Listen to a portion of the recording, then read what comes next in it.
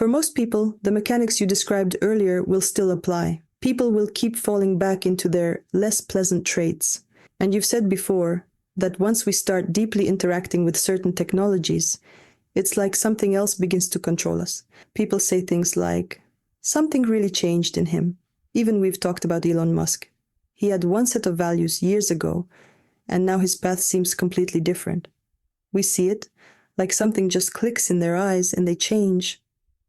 And how do you... It's surprisingly simple. Really, it's very simple. Have a few hobbies, have different types of friends, have diverse interests, and most importantly, get joy from being with the people you love and from being with your children. That's it. When different egregors are influencing you from different directions, none of them can fully consume you. They create internal competition. And if we approach all of this with love, and remove the labels of good or bad, right or wrong, then these energy informational structures will just interact and merge with one another. If you have 6, 10, 15 hobbies, plus close friends, plus positive relationships with lots of people in different areas of life, and you're in a great relationship with your partner and you play with your kids, you'll always stay vibrant. You'll stay young, healthy, and long-living. Are there people like that now? No, not yet. It's still a theory, one we have to prove through practice. And how do we prove it? Through our own lives. Here's a question that came in. Let's not look at it in terms of the past, but in the future. Will there be a stage where this changes? The question was about trade and invention. What if there had been no trade, no scientific and technological progress, but instead the human being came first? Their inner development, their quest to become whole within themselves. Could you speak about mechanisms or tools for personal harmonization? So now we already have technology, and maybe the next phase is one where we stop needing it, and the human being comes first. Then we might begin to see in real life the very examples you've been describing in theory, and maybe the technologies will become ecological and lead us into a better future. That question contradicts itself, because the human has always come first, but often he's just been used as expendable material. The real question is this: is that person a creative being, carrying love, showing interest, someone who stays a man or a woman in both development and in a state, someone who lives in readiness for the new, meaning readiness for change, whether it's switching jobs, moving to another city, meeting someone new, changing careers. That's what we really mean by readiness for death, because something ends and something else begins. You stop working with one thing and start working with another. Just like back when we were learning from the alphabet book and then we outgrew it. A kind of metamorphosis. Exactly. It's a natural process, like being sad about a green leaf that turned yellow and fell from a tree. But that's the cycle. And when that leaf falls to the ground, it becomes part of the soil. And later it nourishes the same tree and becomes a new leaf again. That's the point. The moment we internally relax, transformation begins. So no, the human being isn't really in first place right now. Even if it's an autocrat or tyrant, they're not in first place. What comes first for them is the power they want to hold, the title they want to keep, the money they want to make. They're not the point. They're just tools, dispensable. And once a person realizes that, they'll stop wasting their life. They're destroying themselves, that's all. On the flip side, we could say, let's make the whole world a paradise. That's nonsense too. That's just another kind of tyranny. Enforcing your own version of paradise on others. Exactly. The point is to radiate harmony yourself.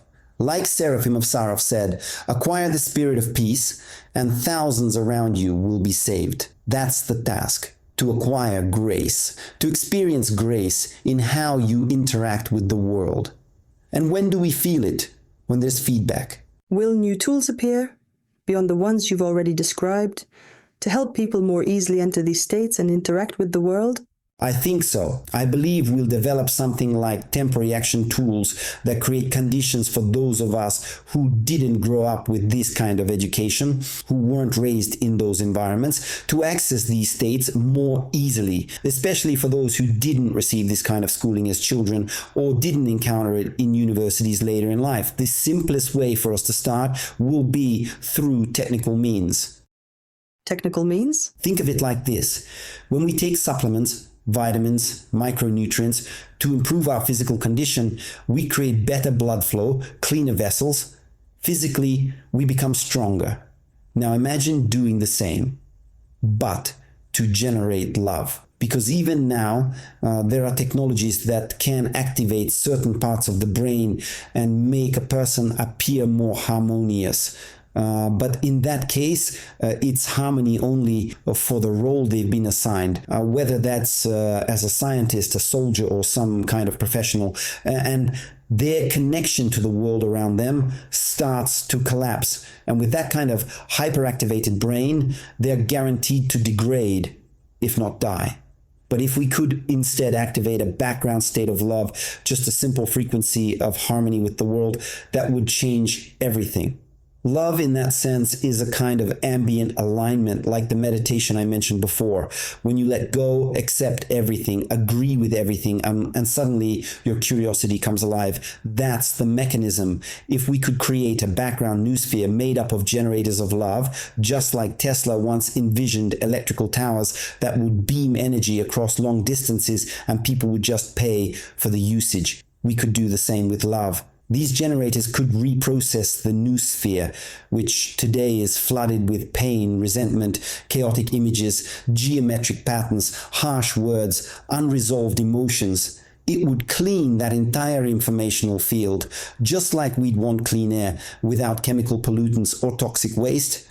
We could clean the atmosphere of thought. But every single day, from school children to grandparents, people generate gigabytes of digital noise. Are you talking about all that too, unfinished emotional reactions? Is that a constant process? Yes, and we need to start recycling it. Vladimir Megre wrote about Anastasia trying to purify the noosphere with love, just by generating that frequency herself. But of course, she couldn't do it alone. But if we find those people who naturally emit that kind of frequency, and we have the technology to measure it, to read their energy informational fields, their electromagnetic fields, and beyond, then we can take those emissions and create broadcast devices based on them, multiply that signal.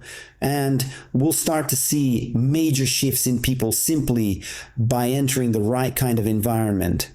It's like going into a temple or a monastery and feeling that sense of peace. Those places already have generators. They create certain procedural effects, and we can do the same. Technically, we could create this effect on a planetary level, clearing the noosphere, and that alone would be enough. We'd start moving in the right direction. And if we also focus on how we raise children, how we structure education, how we handle technical preparation, and we make sure that above all, we remain men and women, that will be the most essential element. That's the key to stay men and women. It's the foundation of who we are, our purpose. For what? For planet Earth. So in the end, the main assistant in humanity's transition will still be technology, but only in symbiosis, as a retransmission of human inner states. Exactly. Like artificial intelligence, used effectively to amplify what humans do. Do you imagine it as many devices, many transmitters, many kinds of hardware? It depends on the scale, but yes. Different types? Yes, I think so. This is all completely realistic. It's all already possible, and it's already being developed. We're standing at that threshold I mentioned earlier. It's like a swarm of locusts. Yes? But even that doesn't go on for centuries. Same with war. They don't last forever. But because we're constantly out of balance, we experience these things as flare-ups, like inflammation, and then something tries to suppress it, to bring equilibrium back. But then new flare-ups begin because our values are off. And even if we install these generators, the first thing they'll do is produce major positive shifts, because even now, even if it's not that refined, international law already works. It's working.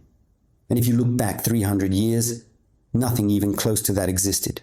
But still, things like mission coils, Kozyrev mirror, or Lakovsky device have existed for many years now. Yes, but if we look at their actual effect on us, first of all, they don't transmit love. Their use is still very primitive and one-sided. Well, because they're just machines, right? There's no embedded human component. No, I think it's because when the person who created them was working on it, he didn't fully understand what he was stepping into. He was accessing interesting things, but those things were given to him by energy informational structures that had their own reasons for giving them. Some of these structures are like vultures.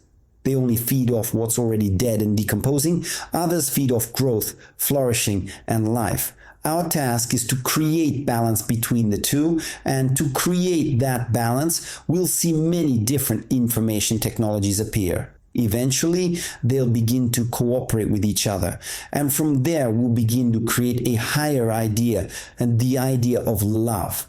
Not one that forces us all too much in line in army boots, but one where each person remains a unique individual. Where we remain, men and women, fully expressed and ever-changing in creativity and interest, using the tools that work for us personally. So we could actually move toward a future where the people leading technological development, even artificial intelligence, are those who serve the good of all, and who remain true to themselves, not controlled by some hidden forces or informational agendas. But even those people will still be working with energy informational plans just on a higher level, and eventually even they will begin to degrade. It's like school. We think we're getting a good education. Then we go to university and think, okay, now this is a real education. And then suddenly quantum physics, something even deeper. Then we start meditating, accessing higher meaning, learning to teleport, to influence matter with thought, and we call that the highest level.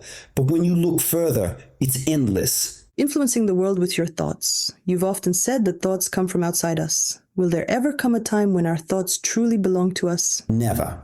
That's a different dimension. It's a completely different plane. We live in the physical world, but those thoughts come from a dimension that I wouldn't even try to define, because from our current perspective, it's nearly impossible to describe. So we're just antennas?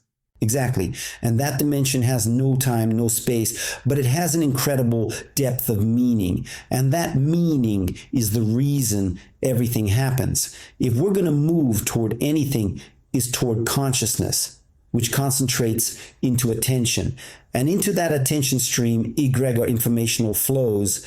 These flows govern consciousness and attention, determining which words, images, and technologies consciousness and attention will use. There's a question on that. In the future, will people live guided by their inner clarity, through direct knowing and understanding? Will people be able to ask a question inwardly and receive the answer, choosing the probability-based reality they want to live in? Not really. That's not how it works. We're still bound by the circumstances of our birth. We're born under a certain idea, not by chance. We come into life with a purpose, no matter what we want. We're still born under a purpose. Maybe someday on another level of existence, it'll be different. But for now, we all come into life under a kind of assignment, and all that inner clarity, vision, insight, it just makes the path more efficient. Because we'll have cleaned and harmonized the Noosphere? Right. I'd put it this way.